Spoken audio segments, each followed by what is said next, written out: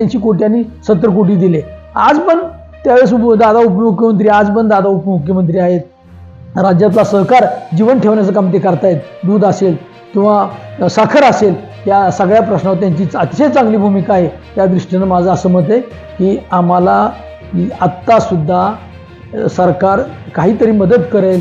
भलं NDDBच्या माध्यमातून असू द्या, NDDBकडे संघ जाऊ द्या, परंतु हा संघ जिवंत राहायला पाहिजे, हा संघ टिकला पाहिजे। याच्यावर अवलंबून असणार कर्मचारी, याच्यावर शेतकरी, या सगळ्याला न्याय मिळाला पाहिजे।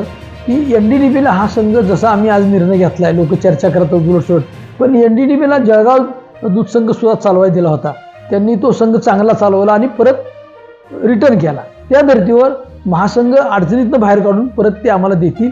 त्यामुळं असं काही नाही किंवा आम्ही त्यांना विकला दिला, असं काही नाही।